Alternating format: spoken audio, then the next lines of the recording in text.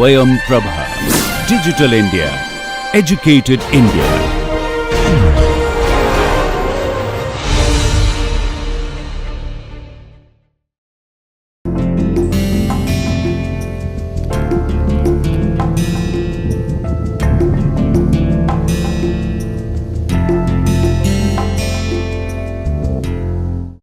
In the previous lecture, we have established that for a system of particles, we can work with angular momentum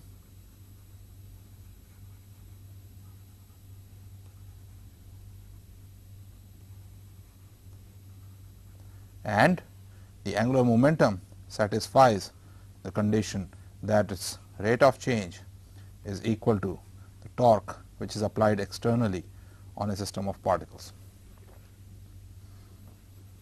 I showed in the case of a one particle system that this was equivalent to applying the rate of change of momentum is equal to the net external force. We also saw that if dl over dt is equal to tau external and if tau external is 0, this implies that L or the angular momentum is going to be a constant.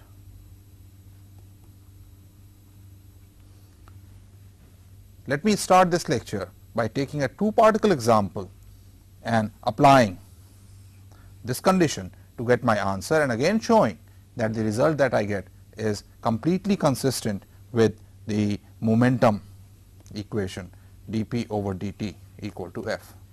So, I would have established through these two examples that it is useful in certain conditions, a particular rigid body rotation, to consider this equation rather than this equation. The example I take is, let me take a rigid massless rod whose one end is fixed at point O and it is free to rotate like this about this point. At the other end of this, I have a mass m2. Let this and this be my x and y coordinates. There is a mass m1 that is traveling in this direction with speed v and it strikes mass m2. What I would like to know is, if mass m1 got stuck with m2, what will be the angular speed of rotation of the system?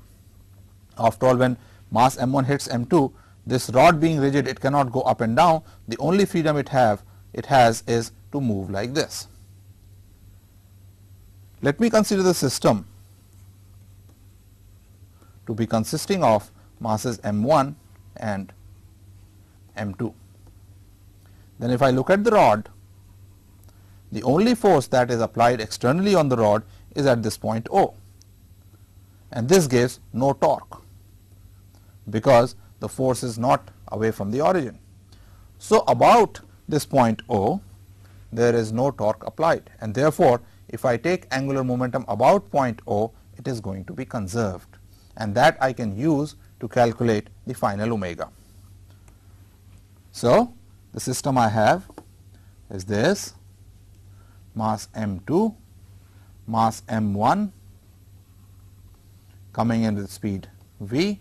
Let this distance from the x axis be a and let the length of the rod be b. Remember, it is very important that I specify the point O, because angular momentum and torque are origin dependent quantities. So, it is only about point O that the angular momentum is conserved. So, L initial by definition of L is going to be, m2 is not moving, so it does not contribute, only m1 v times A. you can check for yourself. This is equivalent to m1 r1, where r1 is a vector describing the position of particle 1 cross v1, and the direction is going to be into the page. After the masses get stuck and they start moving with speed, angular speed omega, L final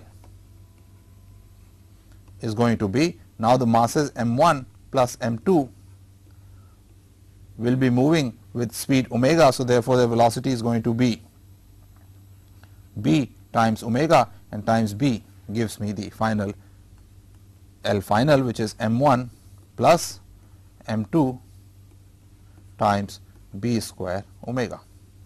Again, the direction being into the plane of this paper. Equating the two, because tau external is 0, therefore, L final and L initial must be the same, and therefore, I should have m1 plus m2 b square omega is equal to m1 v a, or omega equals m1 v a divided by m1 plus m2 times b square, and that is my answer, which I obtained from the conservation of angular momentum.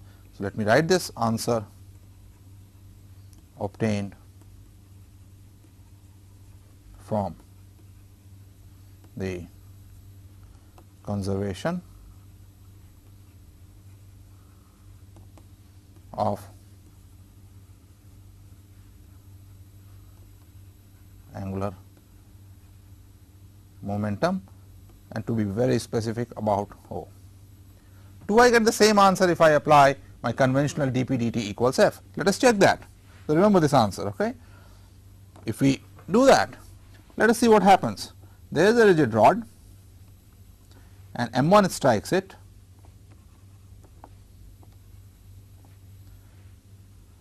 the only direction this rod can apply a force on m2 is in this direction.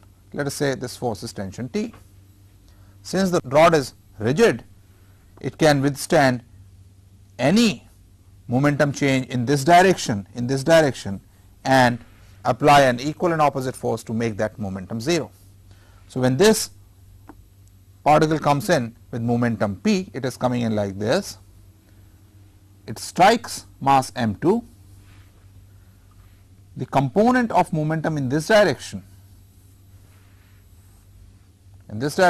will go to 0, because this T would be sufficient to make it 0. It is a rigid rod after all. The only component of momentum that will survive will be this. If I call this angle theta, then this angle is also theta. So, the initial momentum m1 v cosine theta will go to 0 because of this force T applied by the rigid rod, goes to 0, and the only component that will survive, because there is no force in this direction, will be m1 v sin theta, which will be equal to m1 v a divided by b, where a is this distance, as I said earlier, and b is the length of the rod. And this momentum remains the same, but now after the mass m1 gets stuck with mass m2, the mass changes, and therefore, the velocity v prime is going to change, and this is therefore is going to be m1 plus m2 times v prime, where v prime is the new velocity in this direction, and this gives me v prime is equal to m1 v a over b m1 plus m2. So, to recall again, after masses get stuck, this fellow moves immediately after that with velocity v prime, and therefore, omega is going to be v prime over b, which is equal to m1 v a over m1